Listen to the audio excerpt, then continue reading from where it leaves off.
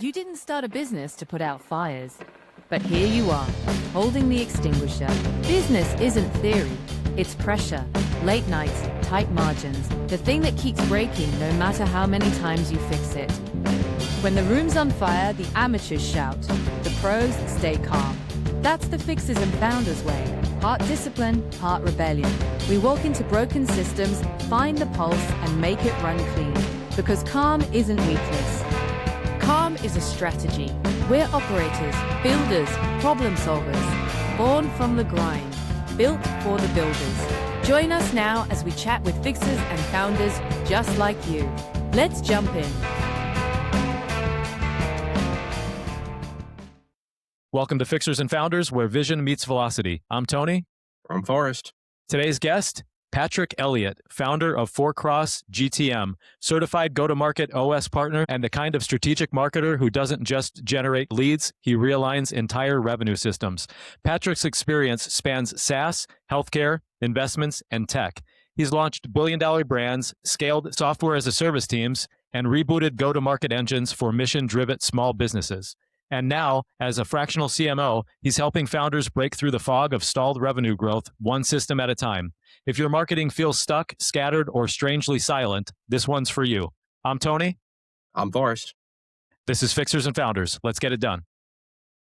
Great intro, Tony. Appreciate you. Patrick, you've worked across pharma, SaaS, healthcare, even institutional investing. What pulled you towards small business growth and fractional leadership, besides me pulling you toward it? That's right. Yeah, maybe that's a whole other topic, whole other Forrest is good at that, I guess. Yeah, but no, I appreciate it, guys. No, I appreciate the intro. I have over 20 years experience really working in the revenue space across all those different industries that you mentioned. And I should say that includes, this is important to help answer your question, that includes traditional marketing, but also sales and business development and client relationship management. So kind of across the whole continuum of how revenue is generated by a company. I've, at different parts of my career, either been a contributor or led those kind of functions. So all that time, I've been building up kind of a bank of knowledge of what really makes a revenue generating function successful, independent of what their industry is. There's an opportunity for the fundamental systemization and then driving, we'll talk probably in a little bit about how that factors into the revenue piece of it. But, being able to take the same philosophies and disciplines to be successful from an overall revenue system standpoint, that light bulb hit me through all these conversations that I have. And I said, there's an opportunity out there for people like me who have this kind of skills and experience to go help these businesses. I'll also say too, from a small and medium-sized business standpoint, good economies and bad, the hiring and job market growth within economic history of the United States is within the small and medium-sized business categories. There is a lot of debate going on right now about what the future of work is. There's clearly a lot of shifts going on. Things are a lot different than they were a handful of years ago. So in my opinion, that sort of underinvested in 90% of businesses that are falling into this category, I think there's actually great opportunity for people to work there, invest in those kinds of businesses and work with leaders to grow them such that, the next generation of great stories and industries and companies are going to come out of some of those, again, previously underinvested spaces. So bit of a long-winded answer, but for all those reasons, that was why I felt this was the right time for me to jump into the focus that I have right now. Awesome. So Patrick, you founded Four Cross GTM to help companies realign their go-to-market systems. What's the most common misalignment that you've seen? The most common misalignment amongst the four crosses, and I should probably explain kind of how I came up with that name. It's got kind of a multiple meaning, but the prime meaning in terms of, what does it mean for a leader as a CEO, as he or she is thinking about a revenue system? It's basically the crossover functions of marketing, sales, customer service, and operations, all in the service of revenue. I think the biggest area of misconception and frankly missed opportunity across everything that I mentioned is actually in customer service as a revenue function. The emergence of the departments that are widely known as client success in software as a service, which are basically a combination of traditional ticket-based client service that, most businesses I think are familiar with, along with functions that might be called account management or ongoing kind of customer relationships where you're validating the value that your product or your service are delivering for your customer. You're validating that ROI is happening from them in the business to business terminology. But then what you're doing is you're looking for opportunities to monetize that value where you're creating mutual benefit, not just for your customer, but for yourself. Meaning, I might have more things to sell them. I might be able to lock in longer relationships. I might be able to use new features within a product that I'm gonna kind of cross sell and upsell with the customer. So in software, it's natural for this to be a motion because most software sold nowadays is on a subscription basis, so that recurring revenue is kind of inherent.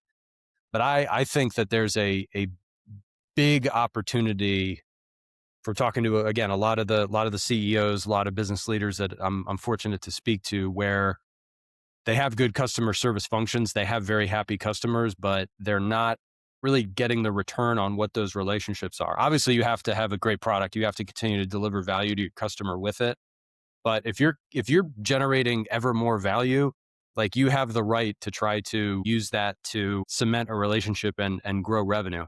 Because frankly, it's a lot easier to grow revenue from a loyal and already paying customer than it is, especially in a more uncertain economic environment.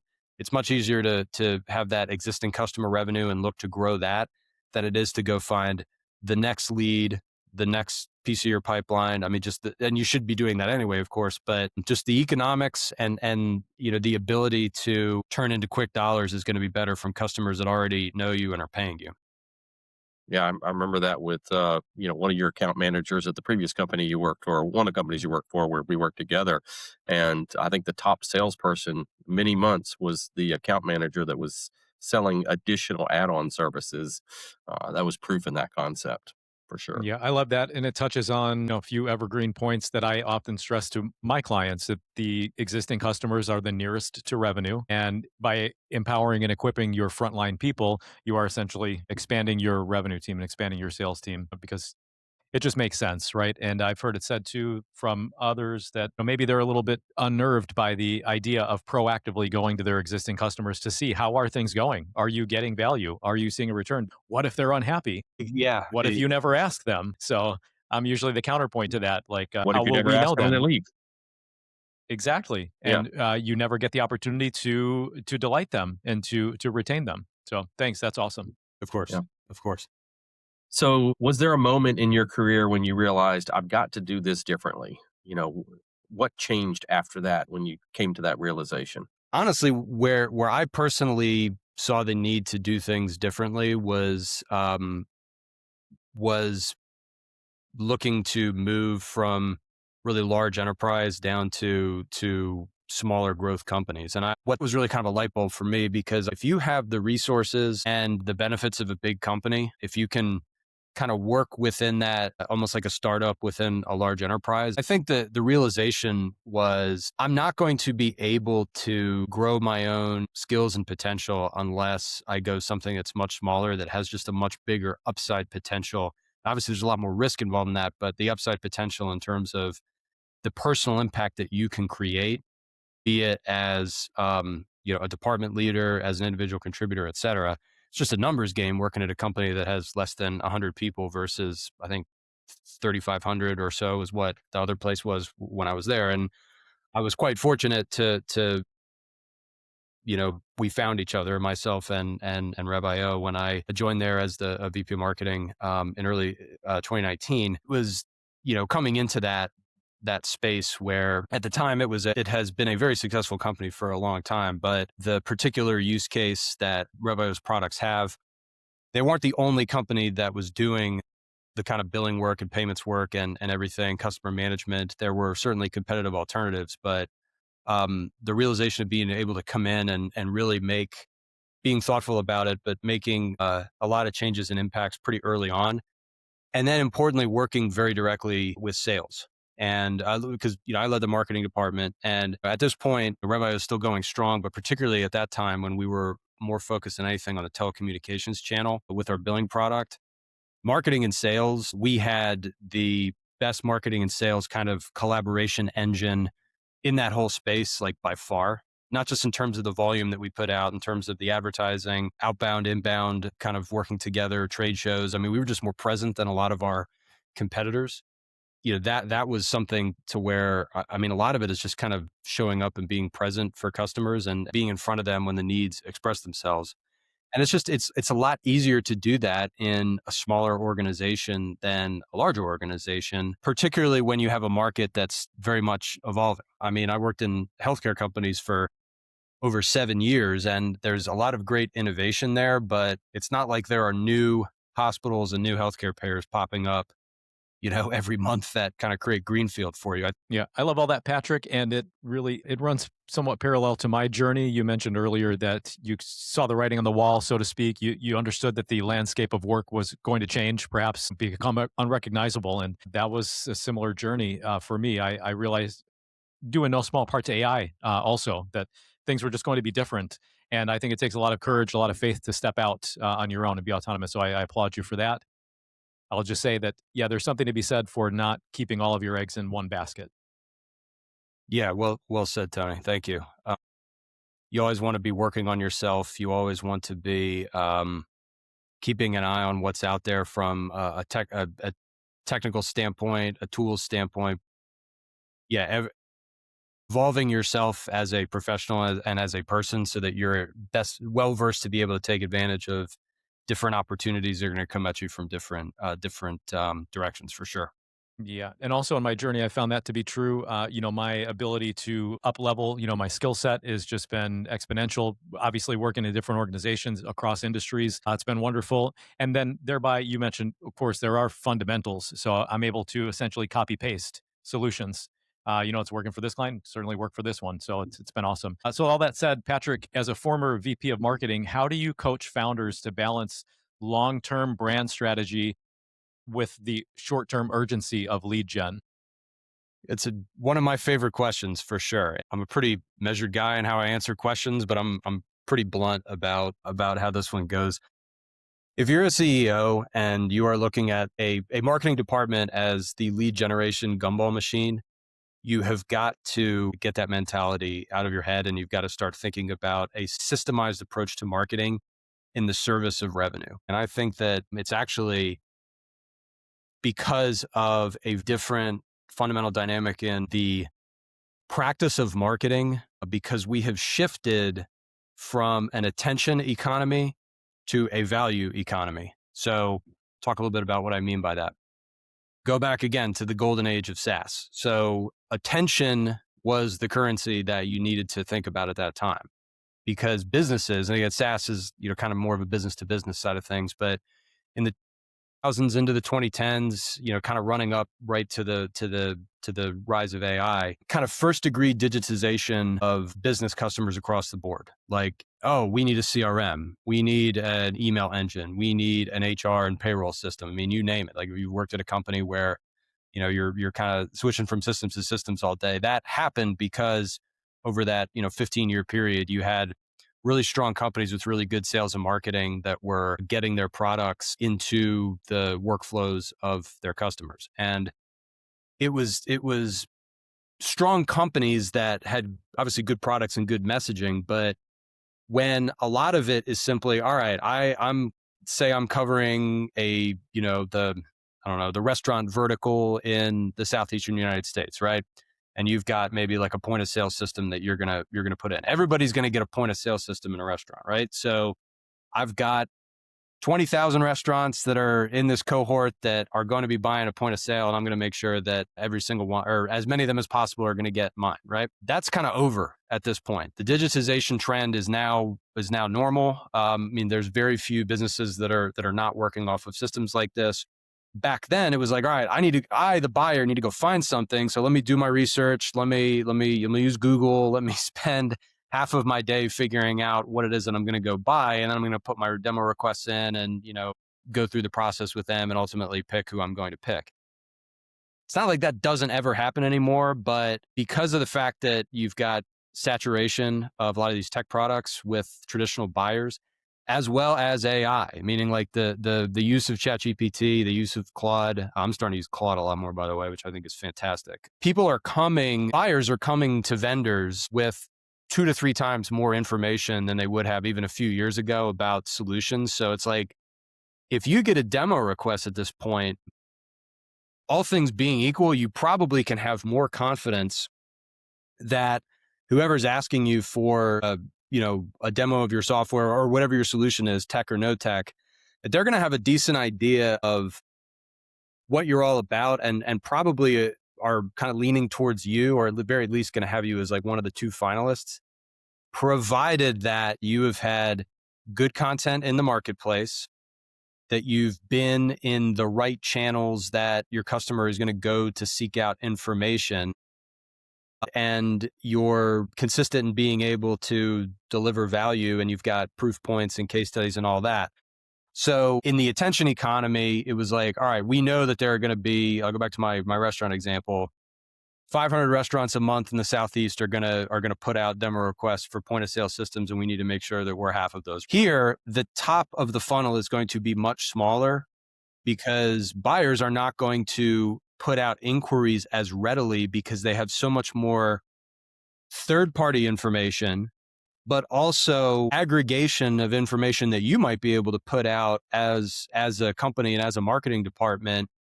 And there's all kinds of rabbit hole discussions we could have about how to do that in the AI era and everything. Because of the nature of where we are right now, there does have to be an adjusted expectation of what top of funnel looks like.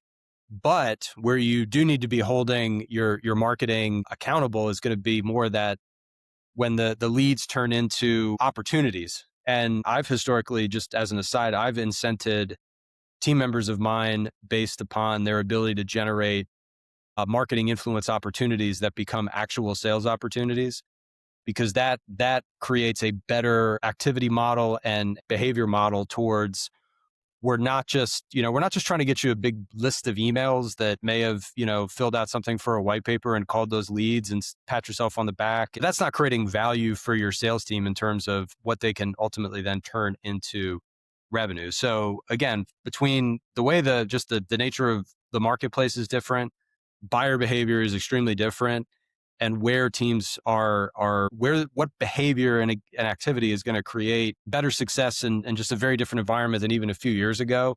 I think that's where the whole, like, we have to just be thoughtful about what we really mean by leads, and kind of pivot towards opportunities and speak the language of revenue from a marketing standpoint. All right, Patrick, you've launched billion-dollar products and run lean marketing teams. What's the biggest difference between the corporate and the fractional CMO side of the work? The biggest difference between the kind of the corporate and the fractional is full autonomy and be able to define your own brand, for better or for worse. So think about it. If you're doing this, think about it a lot, work on it a lot. I need some cool swag like that rocket.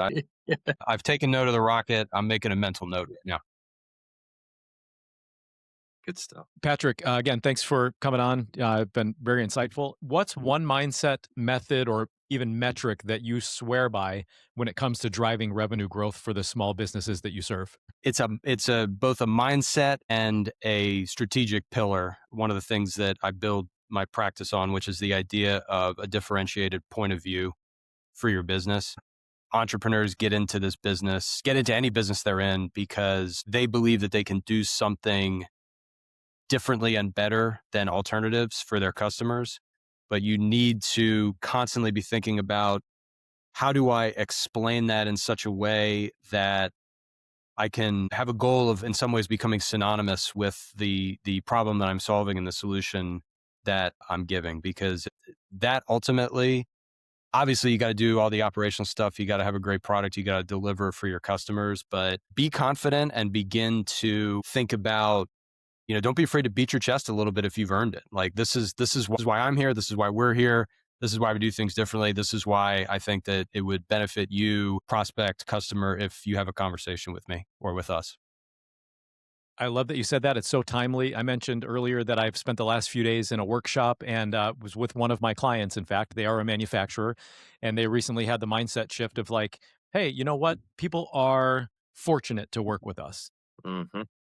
I thought that was telling. So real quick, we'll get into the couple of wildcard questions. I want to ask you maybe a book or a resource that you might recommend, and also people want to get in touch with you, Patrick, learn more about your services. Where can they best reach out to you? Best way to get in touch with me is either go to my website, www.4crossgtm.com, or find me on LinkedIn. I'm on LinkedIn every day. Send me a message. Would love to connect with you. A couple of books that I'm looking over at my pile of books that are some of which are read, some of which are half read.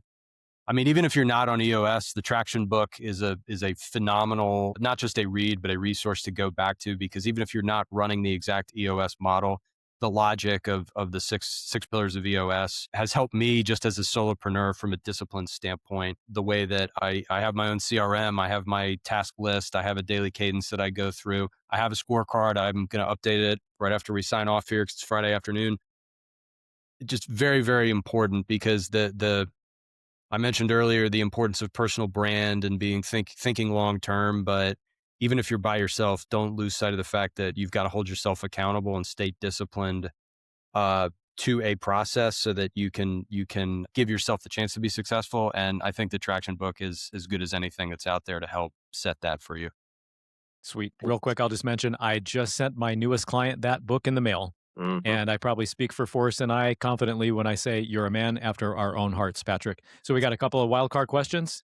Speaking my love language, Patrick, if your GTM system was a playlist, what's one song that absolutely belongs on that playlist? Boy, if my GTM system, Yeah. geez, I have one of the weirdest Spotify's ever between. Well, I won't go into all the rabbit holes of Spotify for me, but I think that playlists that will include everything from Alice in Chains to Steve Winwood, which are probably two of the top 10 artists that I have on there, are going to be important. And the reason is you've got to have the right music in the right mood. But we're not going to let you off that easy. One song. This is hard, super hard. I encourage everybody to listen to the song Up by Forrest Frank. Highly recommend it. Thank you. Awesome. Last question. We'll let you get on your merry way for the weekend. Thanks again for joining us, Patrick. It's been a pleasure. You've done work around the globe, right? What's one place that changed your perspective on life? Japan. I just very briefly, part of my very early career was working for an investment firm. I managed relationships in Asia Pacific, and Japan changed my career. I did not live there, but I spent a little bit of time just there for business. I had very frequent contacts with Japanese business people and people from there. And there's no culture that's like it. It has a lot of contrast with the way particularly Americans do business, for better or for worse. There's some of it which is much better. There's others that, could be challenging and frustrating. But from a personal developmental standpoint, I don't think there was anything that was more impactful in terms of evolving who I would become as a business person in my 20s than that. And if you have the opportunity to get a little interface with the country and culture of Japan, I highly recommend it. All right. That was Patrick Elliott. Proof that when you align strategy with service, growth gets a lot simpler. Billion-dollar launches to back on track small businesses. Patrick's work shows that real revenue systems don't live in silos. They cross over, they connect, and they serve the mission. If your growth's gone quiet, rewind this one. Patrick just might have your signal. I'm Forrest. I'm Tony. This was Fixers and Founders. Oh, my darlings, look at you. Still here with me till the end. That's how I know you're one of us. The fixers, the founders, the ones who build in the chaos and still manage to laugh through it. Drop a comment, share your sparks, and connect with each other. This is where the net weaving begins. Like, share, and subscribe to keep the fire blowing. Until next time.